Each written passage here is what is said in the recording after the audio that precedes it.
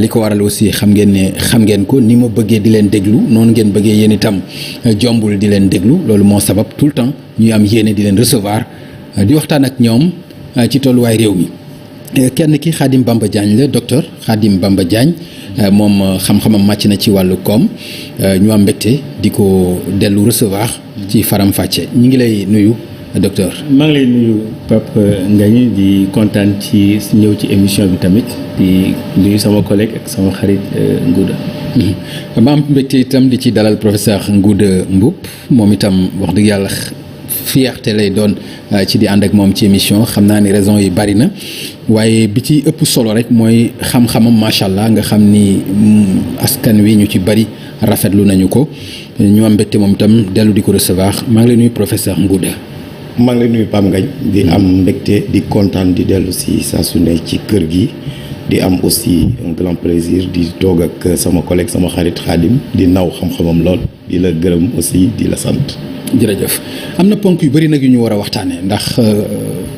bari na xam naa ne bëgguma ko sax énumérer dama bëgg rek ñuy ànd ak moom ci biir waxtaan wi mais daf ci am ponk bu ma bëgg xaw ci ma doore ko ak Khadim Bamba Diagne ku ne gis na li nga xam ne xew na démb ci stade Abdoulaye Wade ci Diamniadio mu nekk xew-xew boo xam ni guléet la mu am ci biir réew mi muy nag ci infrastructure boobu itam guléet la waaye ci événement mën nañu wax ni guléet la itam ci gala bi nga xam ne gis nañu ko vraiment ay gloire yu am solo ci wàllu football ñëw teewee ko bisu démb bi daal yaakaar naa ni bis bu spécial la ci Sénégal ñu taxaw ci bis boobu Khadim nan nga ko gisee nan nga ko dundee. rafet na neex na te dafa nekk ci benn dynamique boo xamante ni Sénégal jël Coupe d'Afrique muy loo xamante ni quand même lu musul am la mu am ñu yàlla def aussi moom stade boo xamante ni defar nañ ko mu nekk stade boo xamante ni méngoo na ak mbégte bu ñu gaynde yi indil ndaxte xam nga boo nekkee ci réew mi demee naan weer yi la passé réew mi dafa stressé woon trop ñëpp a xonetoon booy dawal ci tali bi sax da ngay gis nit ñi ñu ñu gaawee mer ndaxte réew mi metti na dund gi cher na nit ñi daal stressé nañu football yàlla def dafa mën a indi loo xamante ni lu ñuy dul quantifier la dañ koy yëg lu ñu natt mais lu ñuy yëg la boo xoolee bonheur plaisir bi mu indi ci réew mi tax na donte am na ay jafe-jafe ci réew mi dafa mel ni ñëpp dañoo gëm teg ci seen loxo ci jafe-jafe yi am ci réew mi ndaxte ñu permettre daal comme si dañoo bàyyi Sénégalais yi benn moment ñoom ñëpp ñu vivre benn joie bu am doole président surfe ci joie boobu ndaxte boo xoolee ba léegi Sénégal dafa mel ni dañoo nekk ci benn nuage boo xamante ne wàccuguñ dañoo bañ a yeewu dund réalité bi ndaxte dañoo nekkoon ci moment yu metti mais depuis ñu jël Coupe d'Afrique bi comme si daal dafa y a un bonheur bu installé wu. ñu démb boo xoolee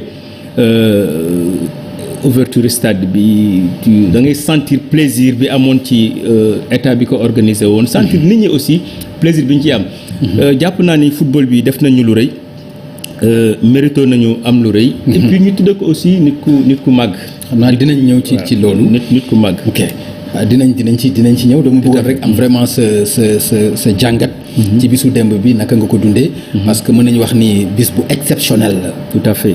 parce que boo xoolee sax nit ñi ñu bëri ñi nga xamante ni xëy na demuñu woon stade toog nañu seetaan ko ba mu jeex. ndaxte vraiment et puis vraiment am na lu mu ñu fàttali xëy na ñiy génn bitim réew di dem seetaani football nga dem ci yeneen stade yi gis. xëy na ni mu taxawee. nga xool suñu stade bi ak fa ñu jógee woon di dem di làqatu di football ay Thiès ak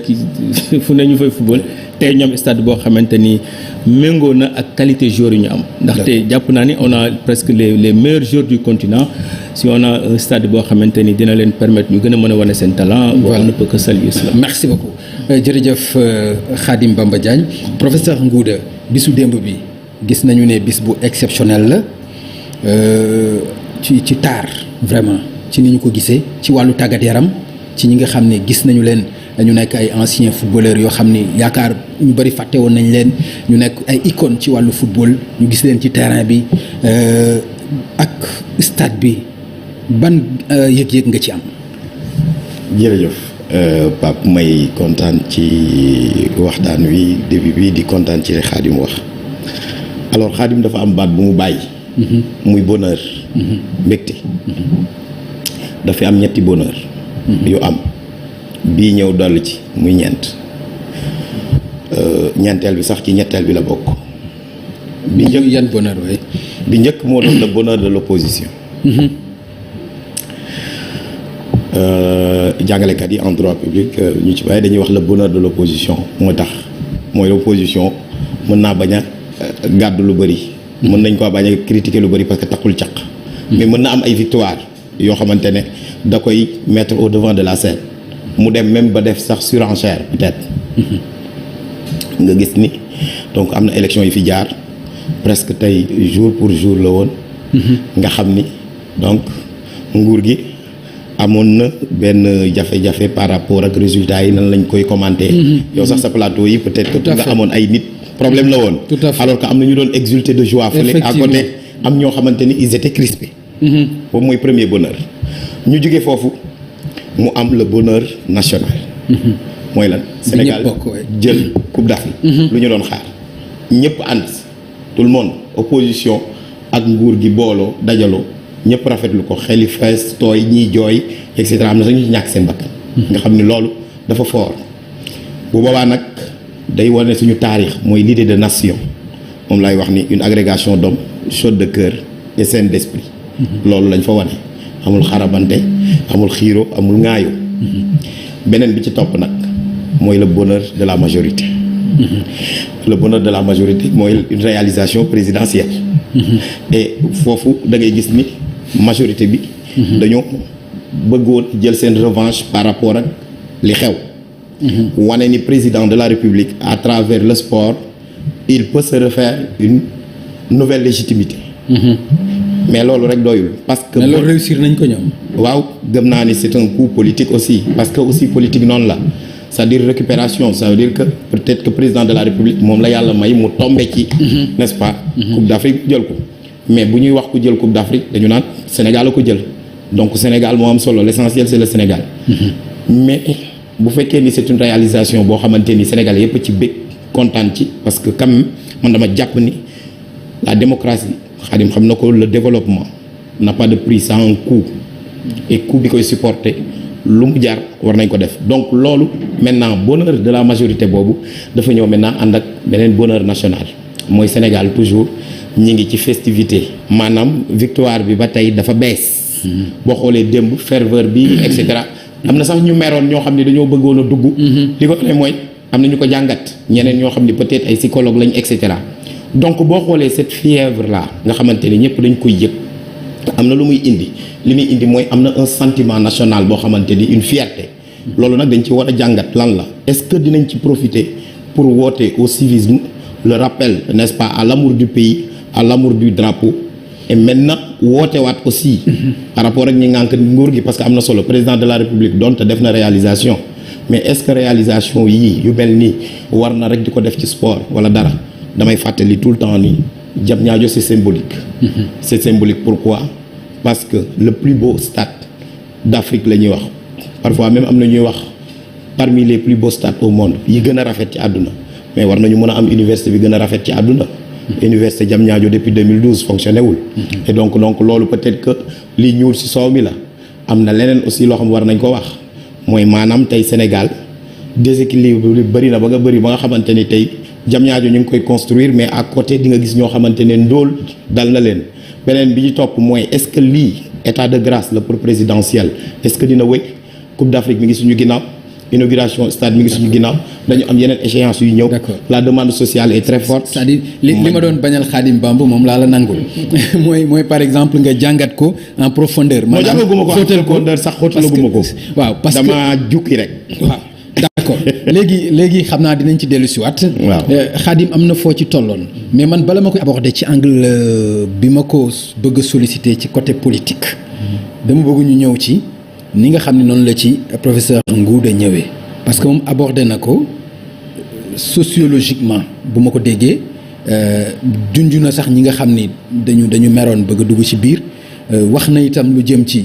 Diamniadio dafa symbolique ñi ngi tabax waaye am na ñoo xam ne ñi ngi ci ay jafe-jafe ak yooyu yow lan nga ci mën a wax ci loolu nga xam ne gis nañu ko ci stade bu rafet ak fa mu nekk ak lan la mën a indi ci réew mi ci loo xam ni ngëneel lay doon. bon en fait stade bi moom dañuy surfer rek ci bonheur bi mais bon moo tax ma ne ñu ngi ci suñu nuage mais xëy na du gaaw a jeex ça tout dépend des lions parce que bu ñu qualifié encore coupe du monde dañuy continuer ci bonheur bi ba kañ ñu arrêté loolu moom xëy na président dañ teg ay sëriñam ñu ñaan booy di gagné rek parce que fekk ñu ngi gagné dañu surfer ci bonheur boobu. mais c'est paradoxal nga am stade bu dàq ci àdduna bi bokk ci dëkk yi gën a ndóol ci àdduna bi réew day am ay priorité réew day am ay priorité moom lay wax toujours étudiants yi ne leen bu ngeen amee 20 000 francs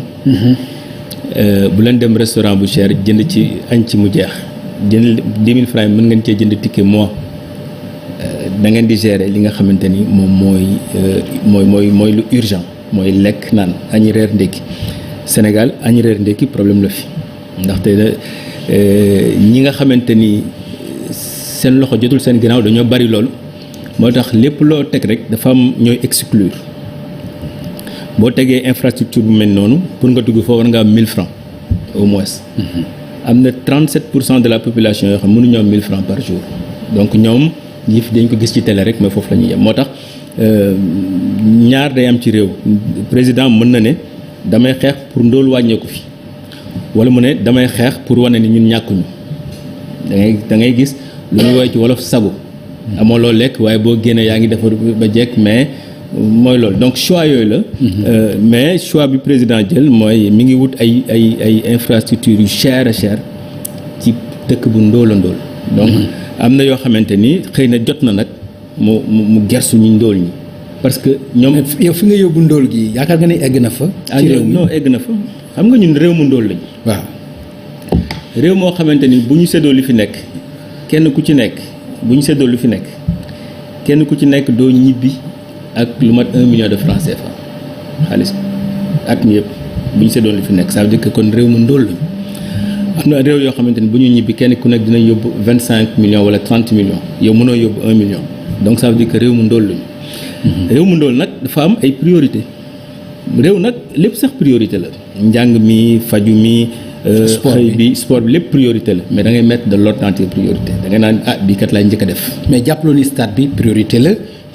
notamment ak Coupe d'Afrique boo demee ba war ko mën a jël jàppaloo ni lu ëpp lii sax waroon nañu am plusieurs stades ci niveau bu toll nii. je suis parfaitement d'accord awma ci benn problème parce que boo amee ay joueurs de niveau mondial war nga am stade de niveau mondial ça ne me gêne pas sauf que le problème mooy nit ñi ni ñuy yeewoo bokkuñu c'est-à-dire que dafa am ñoo xamante ni li nga doon wax ñi dëkk ci zone boobu xëy na ñoom stade bi ñoom gis ko nii rek la ñu am ci loolu gis ko nii rek mu nekk seen zone waaye duñ fa mës a am accès day mel ni terre bi bañ koy soog a inauguré amoon na benn waaye bu fa këppoon ñamu mbaam ñu bëgg ko tëj may leen jarul tëj bis bu ngeen commencé ticket rek dootu ci dugg ndax kooku li muy gratuit moo tax mu jël ko ndax ku yenn ñamu mbaam di ko wuti amoo 1000 francs yoo fay donc yooyu ay déséquilibre la yoo xamante ni mais loolu nag ak jamono ak développement ak tolluwaay réew ñoo àndul jamono moo tax da ngay am réew pour nga mën a yemale yépp est-ce que yaakaar nga loolu itam dina yomb dëkk boo gis mu développé dafa am fu mu commencé dañoo commencé ci njàng commencé ci yar nit ñi commencé ci wut ay liggéey yoo xam ne nit ñi dañu am ci lu ñu xëy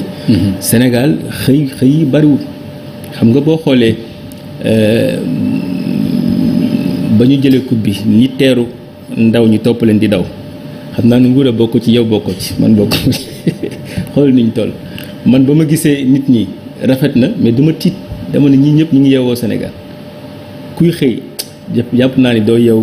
15 heures di daw ba une heure. mais loolu nag c'est relatif moom la wax non moom kay mais quand même. xam naa mën nga sax nekk mën nga au-delà de sax am xëy mais yor sa par exemple mbégte bi eggoon na foo xam ni. mais jombuloon kenn mu nekk fa muy man maak yow mën nga ne taxaw suñu bën kër yëkkat suñu loxo tàllal après toogaat ndax yaa ngi xalaat effort bi nga war a dépenser suba booy liggéey jël sa effort toute une semaine dépenser ko ci d'accord merci beaucoup Khadim dinaa ñëwaat ak yow ci wàll boobu professeur Ngouda gis nañu président de la République jëli stade bi tuddee ko président Abdoulaye Wade mu def ci discours itam wax ni mu toll